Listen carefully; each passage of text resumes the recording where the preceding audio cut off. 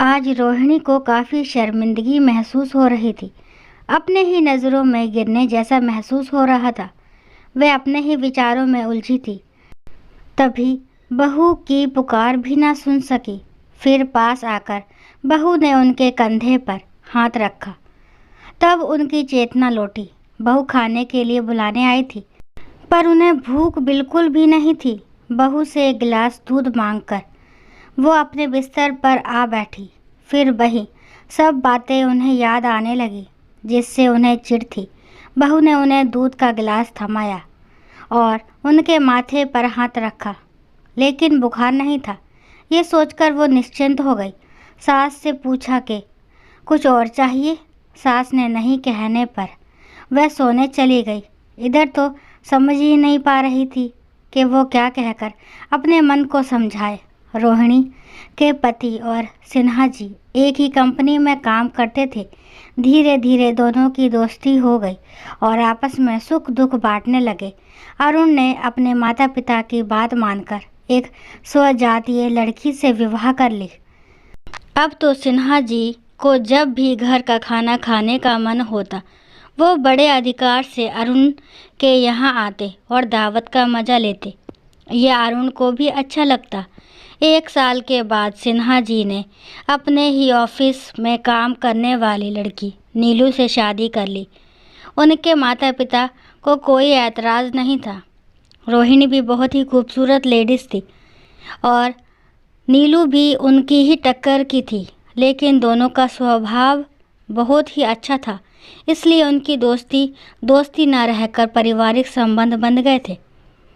जब रोहिणी को लड़का पैदा हुआ तो नीलू ने बहुत ध्यान रखा और जब नीलू की बिटिया हुई तो रोहिणी ने काफ़ी मदद की। दोनों के 2-2 बच्चे और हुए और वह सब एक साथ बढ़ने लगे। एक ही स्कूल में पढ़ने लगे। अरुण के बच्चों को बाहर विदेश का कोई लालच नहीं था, पर सिन्हा जी के बच्चों को विदेश में नौकरी करने की बड़ी लालसा थी। सिन्हा जी ने अपनी सारी जमा पूंजी लगाकर उन्हें विदेश भेज दिया।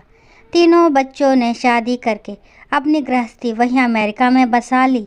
हाँ, माँ बाप को तगड़ी मोटी रकम वे ज़रूर भेजते थे। साल 2 साल में उनका भारत आना भी हो ही जाता था, पर आकर भी रहते होटल में ही थे। अपने माता पिता से मिलने ज़रूर आते, पर सिन्हा दंपति को ये नागवार गुजरता। इधर अरुण के तीनों बच्चों ने पढ़ाई कर मनपसंद नौकरी पकड़ी। दोनों लड़कियों ने प्रेम विवाह किया और वही मुंबई में फ्लैट लेकर रहने लगी। लड़का अरुण और रोहिणी जी के साथ ही रहता था। बहू भी अच्छी थी जो दोनों का खूब ध्यान रखती। अरुण जी और सिन्हा जी ने एक ही जगह आमने सामने फ्लैट लिया था। अब तो फुर्सत ही फुर्सत थी। अरुण और सिन्हा दंपति अब साथ साथ खूब घूमते फिरते, जगह जगह तीर्थ यात्रा पर जाते। शायद ईश्वर को कुछ और मंजूर था। सिन्हा जी की पत्नी को अचानक पेट में दर्द उठा और अस्पताल ले जाते जाते उनकी मृत्यु हो गई। सिन्हा जी के बच्चे 10 दिन के लिए आकर पुनः विदेश लौट गए। पिता को तीनों बच्चों ने साथ चलने को कहा, पर सिन्हा जी नहीं माने। अपने मित्र अरुण के बिना रहना उन्हें गवारा नहीं था। इधर अरुण जी की भी तबीयत खराब रहने लगी थी। डॉक्टर को दिखाया गया और कुछ टेस्ट कराए गए। डॉक्टर ने कैंसर का शक बताया। इलाज शुरू हुआ, कीमोथेरेपी हुई, पर कोई फ़ायदा दिख नहीं रहा था। रोहिणी जी अंदर ही अंदर चिंतित रहने लगी थी, पर ऊपर से वह खुश दिखती थी। अचानक एक दिन अरुण जी को भी मौत ने दबोच लिया। 60 साल की उम्र में अपना साथी खोना रोहिणी जी सहन नहीं कर पा रही थी, पर धीरे धीरे समय से उनका दुख दूर होने लगा। अब खाली समय में वो सिन्हा जी के पास जा बैठती और दोनों पुराने समय को याद करते।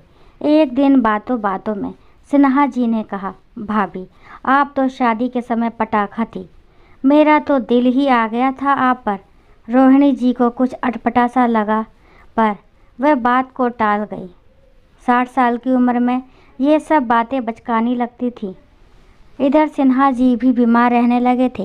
रोहिणी जी निरंतर उनकी देखभाल कर रही थी, पर थोड़ी दूरी परत कर। एक दिन सिन्हा जी ज़्यादा अस्वस्थ हो गए। रोहिणी जी उनके पास ही थी।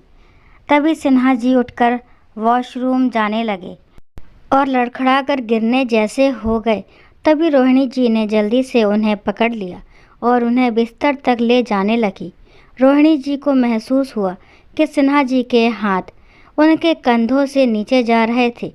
वो चौंक गई और जल्दी से उन्हें बिस्तर पर बैठा दिया, लेकिन सिन्हा जी ने उनका हाथ पकड़ा और कहा, रोहिणी, हम दोनों अकेले हैं। मैं तो शुरू से ही तुम्हारे करीब आना चाह रहा था, पर तुम्हारी तरफ से कोई हलचल नहीं थी। आज सच कहूँगा, अपनी पत्नी के नज़दीक मैं जब जब गया तो उसमें तुम्हें ही महसूस किया। रोहिणी जी सुनने पड़ती जा रही थी। अपनी पत्नी से इतना बड़ा धोखा, वह भी पूरी जिंदगी। अब रोहिणी जी का विवेक समाप्त हो गया। उन्होंने तड़ातड़ सिन्हा जी को 4-5 थप्पड़ लगा दिया और बोली, ये रहा तुम्हारे चाहत का परिणाम। और तुम सारे मर्द एक ही होते हो क्या? शायद मेरा पति भी मेरे शरीर में तुम्हारी पत्नी को भोगता होगा।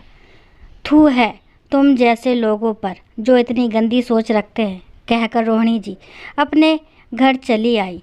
उनकी बहू को न जाने कैसे पता लग गया। अब उसे रोहिणी जी के चिंतित रहने का रहस्य पता चल गया। वह रोहिणी जी के कमरे में आकर सास से लिपट गई और कहा, माँ, आपने बहुत बहादुरी का काम किया है। मुझे आप पर गर्व है। रोहिणी जी का सारा तनाव बहू की इन बातों ने दूर कर दिया और अब अपनी पोती को लोरी गाकर सुलाने लगी। दोस्तों, आशा करती हूँ ये कहानी आपको ज़रूर पसंद आई होगी। अगर कहानी पसंद आती है तो प्लीज़ मेरे चैनल को लाइक, शेयर, सब्सक्राइब करना ना भूलें। और इस कहानी के बारे में आपके क्या विचार है कमेंट बॉक्स में ज़रूर बताएं।